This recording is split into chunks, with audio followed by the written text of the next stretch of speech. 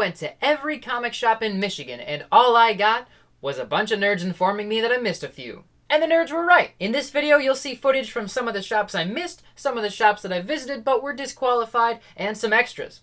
I'll also set the record straight, updating a few scores that I gave due to new information that you, my fellow nerds, graciously bestowed upon the comment section. So welcome back to Kurt's Comic Review. My name is Kurt Williams, and let's start with a shop that y'all have been especially eager to see. Black Ice Comics and Books in Houghton, Michigan is the only comic shop in the Upper Peninsula that qualifies for this video series. And please, for the sake of my fragile sanity, if you do know of another qualifying shop in the UP, keep it to yourself. Realistically, how could there be more? Have you ever been to the UP? It's just trees, pasty shacks, and intimidating wildlife. Ah, the North. Anyway, I reached out to Shanna at Black Ice, and she was happy to send me some video of her shop. Black Ice was founded in 2016 as a comic book shop, but quickly expanded into traditional books, and following a move into a bigger space, also came to include ice cream and artisanal lemonades, complete with a cute dining area in a part of the shop with slower traffic. This shop is beautifully laid out and decorated for a modern yet rustic vibe, which is exactly what I would want from a shop in one of the only major cities in the UP. As we can see, there are some keys behind the counter towards the front of the shop.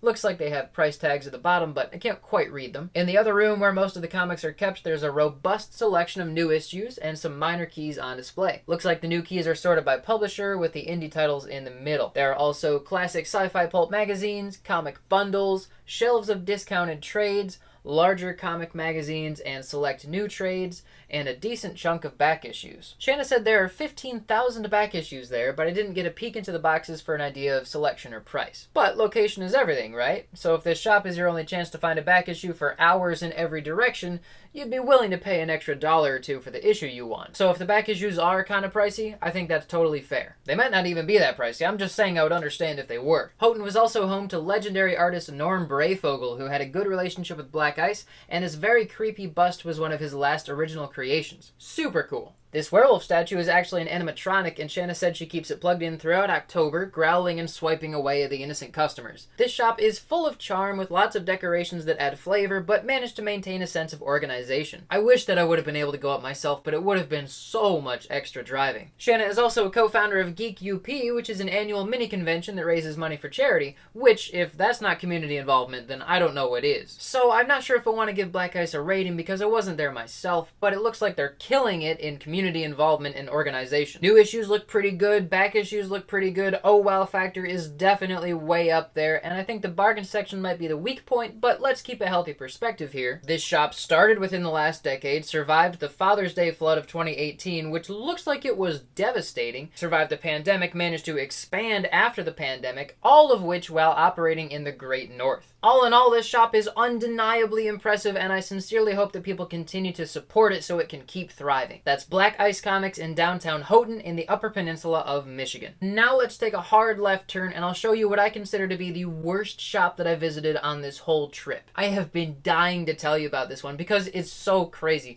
But first, let me say that I don't want to ruin anybody's business here. Every owner of these shops is, I think, admirable and is directly helping to perpetuate a hobby that I dearly love. So it would feel so wrong for me to tear any of them down and hurt their business. So the point of me showing you this shop is just to say, look how crazy this was, I really didn't expect it. So A&A Comics in, I think, East Lansing was a little hard to find because they were in a house. I called them the night before and the owner said we could come at 9 a.m., so we did. After standing on the porch for a while, he came out to let his dog take a whiz, and then we followed him up the stairs into the comic room. At the top of the stairs, he asked us to wait while he threw a blanket over something on the couch, which we found out later was a sleeping adult man who had some serious gas. Now, hold on. This was around 9 a.m. the day after St. Patrick's Day. I don't really drink, especially when I'm working on a big project like this, and especially when I had just gotten my wisdom teeth out 2 days before this, so I hadn't even considered that other people might have pretty bad hangovers that day. But everybody in this house had clearly been up partying just hours before we got there. Also, it turns out this shop is online only and did not carry new issues because it wasn't a true storefront. So we waded through piles of books, comics, and cards that may have been sorted somehow, but it was impossible to tell. We journeyed through the kitchen and into the hallway to see the closet filled with books, and another man passed out in the spare room. At one point, as we stood in waist-high comics, the cat and the dog started a bare-knuckle brawl in the kitchen, and the owner had a really hard time getting past us to pull them apart. By then, we felt pretty out of place, so I bought a Spider-Man magazine and got the heck out. Again, this guy is trying to make a living, and he's got a kid to support, so I do genuinely hope his business works out. But obviously, they were disqualified, and I'm not going to give them a score. The online store seems to be relatively active still, maybe only 1 or 2 listings. After that adventure, we had time to kill, and we were only a block away from the state capitol building in Lansing. So we decided to pay reverence to that sacred ground. Let's go make some laws! Oh boy!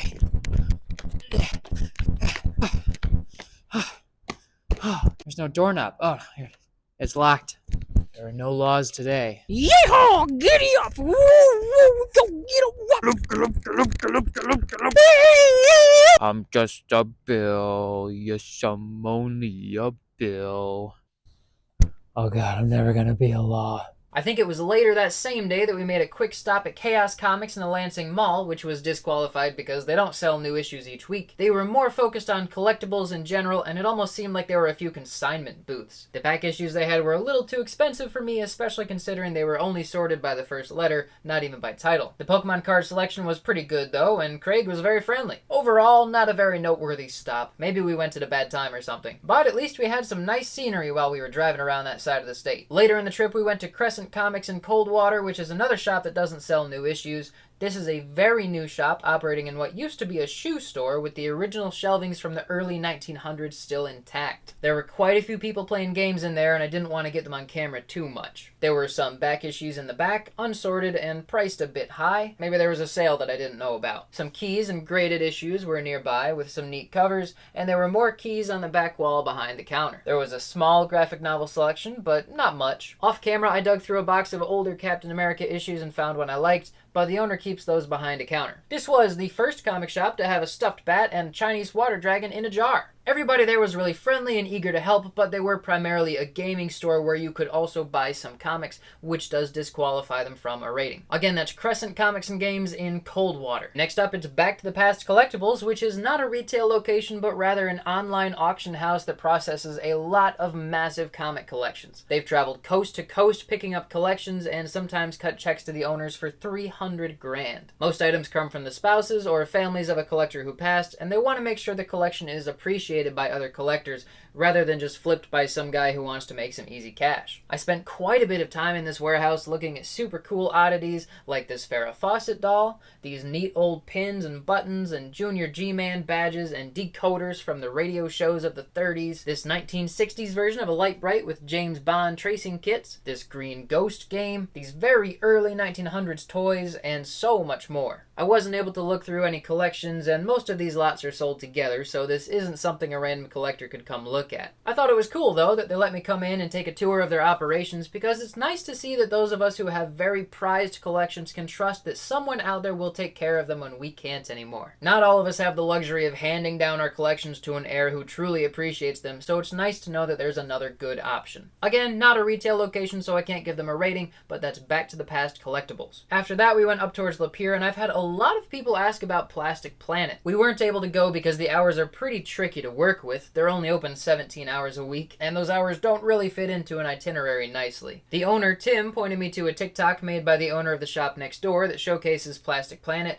and as you can see, the shop isn't very big, but it has a lot of nostalgic toys in there. Some boxes of back issues, but I don't see any evidence of new issues, and if that's the case, I don't remember why I was so determined to include them. The process of gathering information for all of my Every Shop in Michigan videos was so strung out and convoluted that I'm not even sure where all my information is anymore. Which is why I've done so much more work ahead of time for every comic shop in Georgia. I did much more research, double-checked on social media, called every shop first, planned out the most efficient route, and I'm gonna be doing a fundraising telethon soon. So we'll have no more of this confusion. Anyway, Plastic Planet looks cute, very nostalgic, but I don't really know that much about it. Here's a good shop we went to. It's Poppin' Comics in Clinton, I think. The owner, Travis, was really great. He let us come in to take footage on a day when the shop is normally closed. That was really gracious of him, and it helped me out quite a bit. The shop did turn out to be disqualified because he doesn't stock new issues, but there were lots of great comics in there.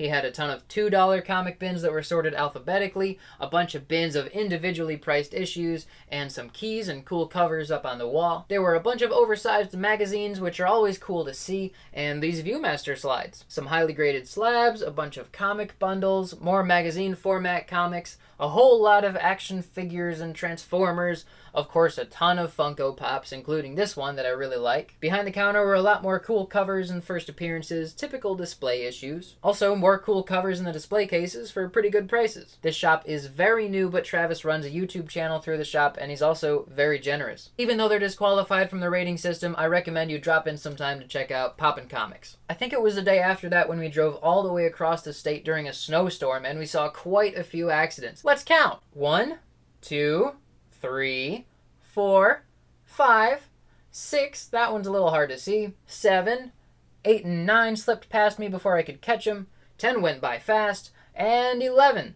And there were more, I just couldn't get my phone out fast enough. Driving in Michigan is fun! We finally made it to Paw Paw, where we visited Wolverine Comics. They had a back room full of back issues, but no new comics, which means they were disqualified. At this point, I was pretty tired of wasting time and gas on shops that didn't even count, so I barely took any footage. Also, the back issues room was tiny, and there was another guy in there flipping through the boxes that I didn't want to get on film, so we just left. I do remember that the prices were higher than I was willing to pay, though. Here's another shop that was disqualified.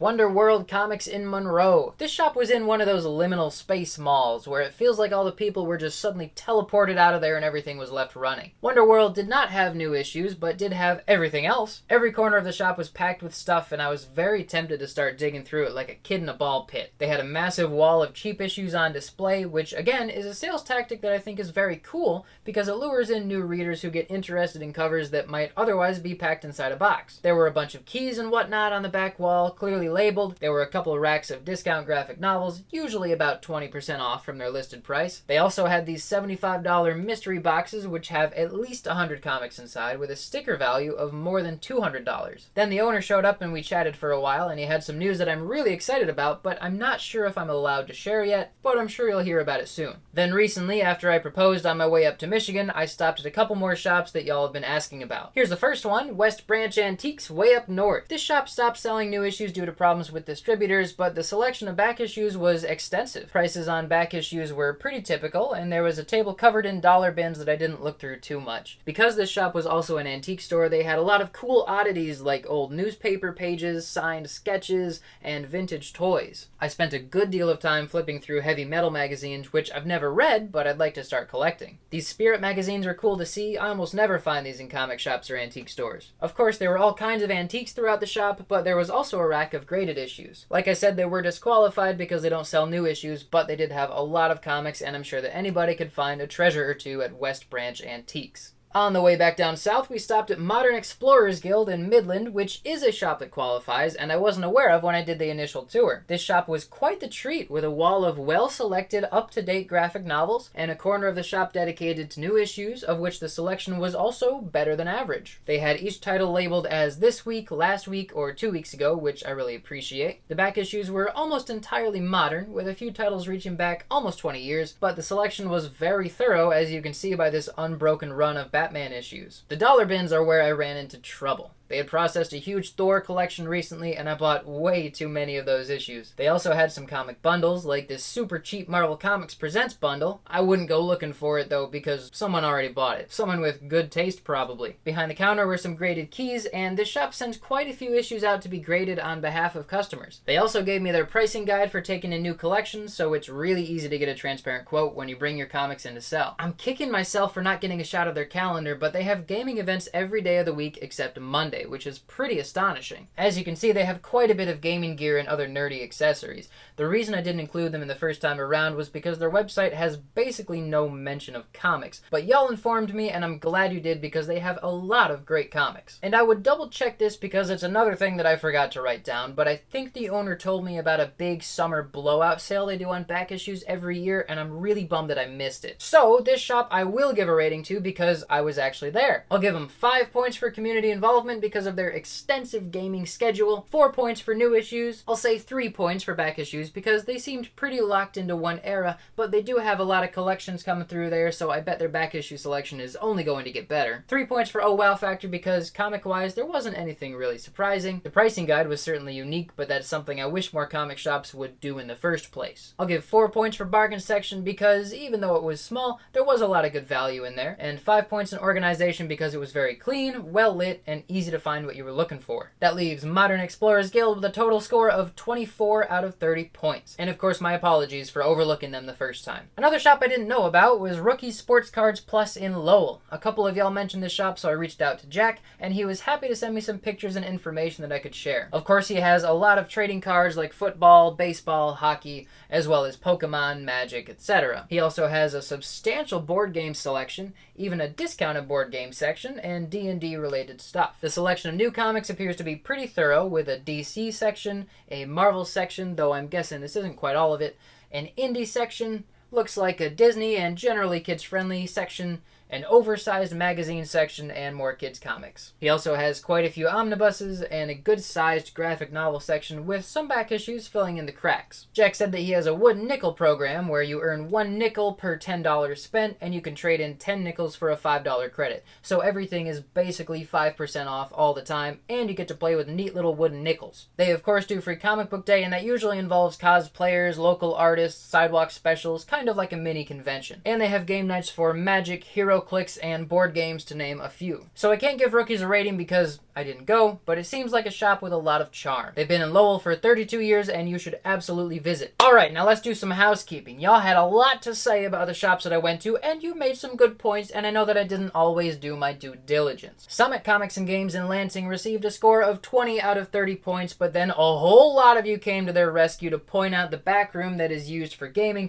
and the excellent customer service, and the big back issue sales that happen periodically. And I do mean a lot of you. There were dozens of comments about this. So hey, fair enough. I will award them an extra 2 points in community involvement, bringing them to 5 out of 5 points in that category. I will also give them an extra 1 point in bargain section because having discount days or events is great, but if the daily discount selection is still small, I can't review them for just their best days. I have to look at their average. So that raises Summit Comics and Games in Lansing to 23 out of 30 points. Comic Relief also sparked many comments about gaming events and a surprising amount of nostalgia. Maybe it's because they were the first shop in the video, but tons of people shared memories they have about going to Comic Relief, including the story that an employee was shot and killed at a previous location. How did that not come up earlier? Anyway, because so many people showed up to support the shop, I'll raise their community involvement score from 2 points to 4 points out of 5, because somebody did say that their community involvement has gone down lately, and I'm just trying to be fair. So that raises Comic Relief's score to 21 out of 30 points. I've also had quite a few comments about Top Comics in Traverse City, mentioning that Mike either helped organize or fully organize the Cherry Capital Comic Convention, which may not take place in the store, but certainly has an impact on the community. So I'm happy to throw them that extra point in community involvement, raising them to 28 out of 30 points. Next, somebody caught a typo of mine. I accidentally gave Vault of Midnight in Ann Arbor a total score of 21 points when the math gives them a total score of 24. My bad. Also, y'all would not leave me alone about Primetime Cards and Comics being in Lake Orion, not Lapeer, and Mike's Comics being in New Baltimore, not St. Clair Shores. And only 1 or 2 people mentioned that Tardy's Underground is not in Wyoming, it's in Allegan. I know that I still don't have any footage from Guild of Blades retail, and listen, I tried. I emailed back and forth with Peyton a couple times, and he sent me a bunch of links to their website and said maybe some photos were coming, but they didn't come, and I just had to get this video done. I gotta move on with my life. So maybe I will make a separate video for them at some point when I'm visiting Michigan, but no promises. So clearly I missed a lot of stuff, but that's why I've been putting so much more effort into planning every comic shop in Georgia. I did a ton of searching. I asked Facebook for help. I asked YouTube for help, but all I got was crickets. I called every single shop in the area that could possibly sell comic books to confirm, and I've put together a streamlined itinerary for hitting all these shops as efficiently as possible. And even though Georgia is probably going to be one of the cheapest states to do this for because I live here and I can just come back home after going to shops all day long, I'm still gonna need some help fundraising for this video. So please, if you've enjoyed seeing your local comic shop in these videos, or you just really love the comic collecting hobby and you want to help keep it alive, or even if you just have too much cash and you want to help some passionate kid do something awesome, consider donating to this cause. We may not be saving lives, but we are saving history and culture. The telethon will be live streamed here on YouTube at this date and time. Thanks so much to everybody watching, and a huge thank you to all the real heroes out there, the retail shop owners who work hard for what they love. I'm Kurt Williams. Go out and support those local shops.